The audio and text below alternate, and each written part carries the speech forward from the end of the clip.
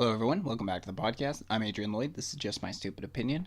I got myself a new mic today, so I'm going to see if this gives me a little bit of better sound quality. So far, I've been happy with what I've heard. It ran a couple tests and sounds pretty good. So, let me know in the comments below if you prefer this mic. Before, I was using the Snowball. Where is it? I was using this as my mic beforehand. But I always found that I was getting a lot of background noise, especially from my computer, so I'm hoping that this one works a little bit better. So today I want to talk about the Ontario Liberal Party. It seems that in Canada, our Liberal Party has a history of unethical behavior. This isn't restricted to the provincial level. This seems to be on the federal level as well. We've had a lot of problems in the past, which... I've said in the past I'm a liberal, so it's kind of hard to be able to vote for the party with literally your name on it when they constantly are performing unethical behavior. Now, that being said, I believe Stephen Harper's government was one of the most scandal-ridden governments over his 11 years in office, so, it's not like the Conservatives really have clean noses in this, but... I guess you could say I'm a liberal with a small L. I don't subscribe to the Liberal Party or their agenda. I subscribe to the core principles of liberalism. So the reason I'm bringing this up is because the Ontario Liberals are in trouble again. Surprise, surprise. And this time it has to do with bribery charges.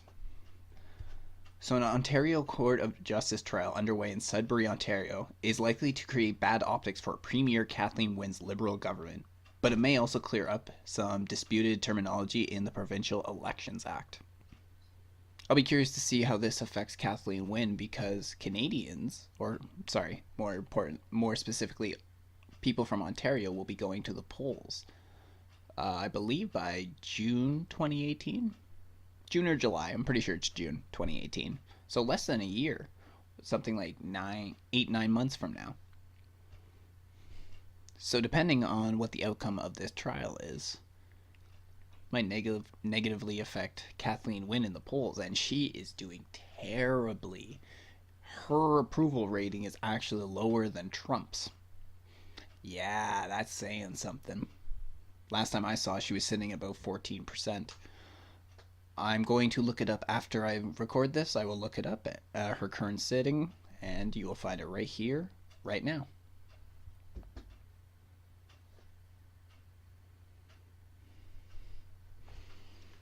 The trial involves two senior members of the Ontario Liberal Party who are accused of bribery under the Elections Act.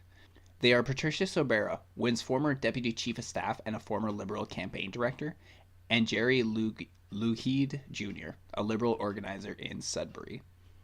Sobera faces 2 charges of bribery under the provincial law. One of the charges Sobera faces involves her allegedly offering Liberal campaign jobs for 2 of Thibault's NDP riding office staff, while Lougheed faces 1 count of bribery under the same statute. Both are accused of offering incentives to mortgage broker Andrew Olivier so that he wouldn't compete against former Sudbury NDP Member of Parliament and current Ontario Liberal Energy Minister Glenn Thibault for the party's nomination in the riding. Thibault was seen as Wynne's preferred choice as a candidate in the 2015 Sudbury By election. So what ended up happening is this one man they mentioned, the mortgage broker Andrew Olivier, was supposed to run for the Liberal riding, and now there's suspects that he may have been forced out. Now, the other thing about this was that, as is stated in here, what's his name? Glenn Thibault. Glenn Thibault, when he was appointed this, was still an NDP member. So Wynne kind of went behind people's backs because they were expecting a Liberal to be appointed to this position, but instead she chose an NDP who was looking to cross the aisle to put in this position. I can tell you one thing, if I was in Wynne's cabinet and I was looking for that promotion, I'd be pissed. And again, they're making reference to the Elections Act and how it's in violation of this. So this section is section 96.1 subsection E of the Ontario 27-year-old Election Act that addresses bribery. No one is allowed to quote, give, procure, or promise or agree to procure an office or employment to induce a person to become a candidate, refrain from becoming a candidate, or withdraw his or her candidacy. So this is a big no-no, without a doubt. However, they've devised a strategy with their defense lawyer. And what this strategy is they've essentially are trying to muddy the waters as to what is a candidate and what is a nominee. So the act defines that person as someone who is nominated as a candidate to run in the election. And the problem here is that it's unclear whether this has to do in Andrew Olivier's position, whether it has to do with an individual running for office. So essentially, they're trying to mire this case in legal jargon and technicalities. You know, is he technically a nominee? Is he technically a candidate? The Elections Act itself is very specific in its wording. As with every legal document, it's always the wording that is used. That's what people say, always get it in writing. It's always the writing that's most important. So because by technicality a candidate might not be a nominee, they're trying to get away with it. They're trying to get away with bribery by technicalities and bullshit legal jargon, essentially. In his opening statement, Crown Prosecutor David McKercher said that two separate recorded conversations between Sorbera and Olivier and Lougheed and Olivier in December 2014 will reveal that Olivier, who unsuccessfully ran for the Liberals in the 2014 provincial election, was offered jobs and appointments to leave the nomination race. Olivier is a quadriplegic and records his telephone conversations as a way of taking notes. I bet they wish they knew that fact about him before they started these conversations. Michael Crystal, an Ottawa-based criminal lawyer and certified as a specialist in criminal law by the Law Society of Upper Canada, expects that as the trial progresses, Sorbera and Lougheed's defense counsel will argue that there is no quid pro quo. Key to the case is the interpretation of bribery as is related to inducements not to run. Also, key will be the definition of a candidate. You know, it's times like this I really wish I had a dictionary to know the difference between nominee and candidate. Oh wait, I do have a dictionary. So according to dictionary.com, a candidate is a person who seeks an office, honor, etc. The second definition is a person who is selected by others as a contestant for an office, honor, etc.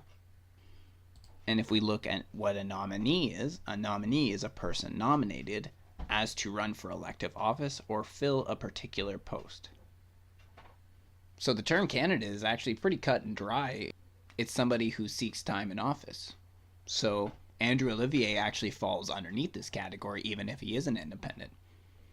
It's nominee where it's a little bit different. See, a nominee is the same sort of thing, only somebody else is the one who puts your name forward. But you know what? Let's make this a little bit easier on ourselves. Let's go also to thesaurus.com and check both of these out.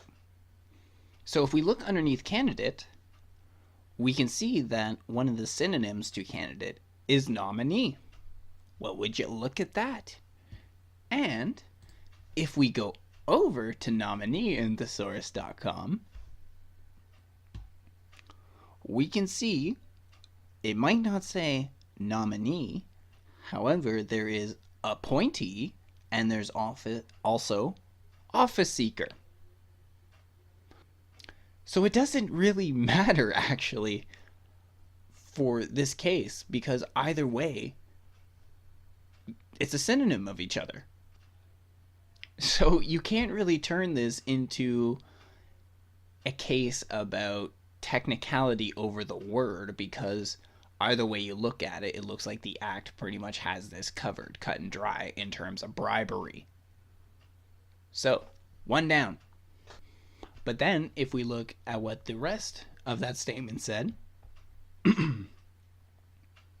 key to the case is the interpretation of bribery as it relates to the inducements not to run. Well, I just so happen to have the Elections Act open right here. And what does it say under section 96.1, subsection E of bribery?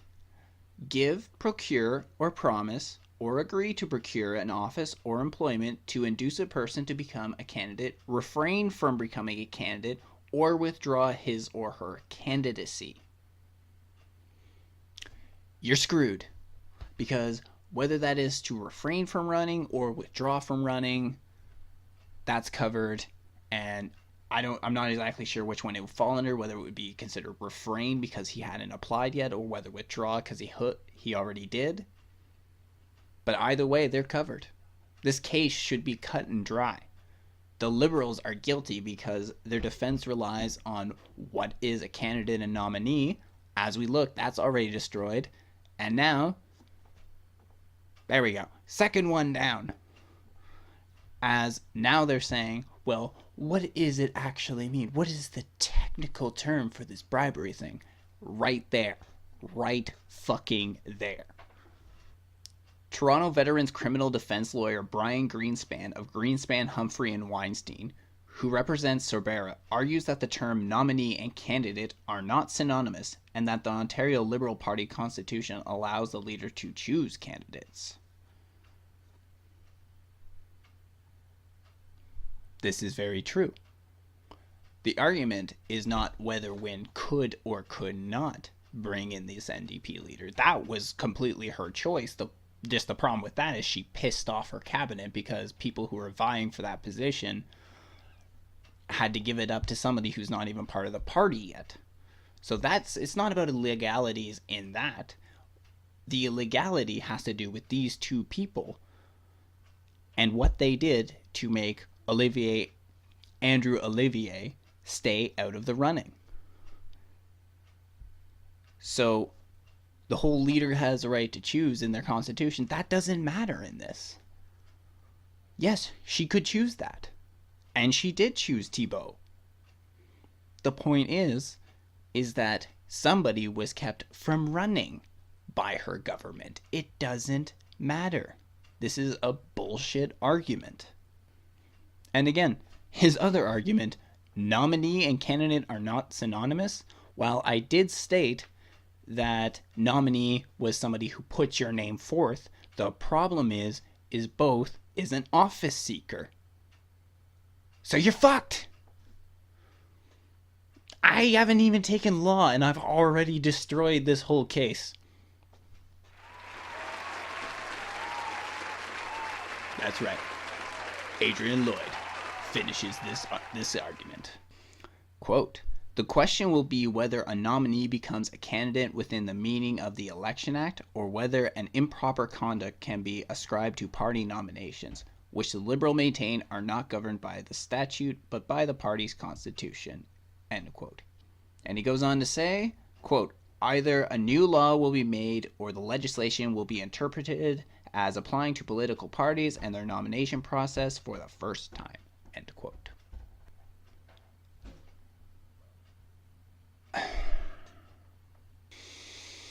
Oh boy, I don't even really know what to think of this, to be honest.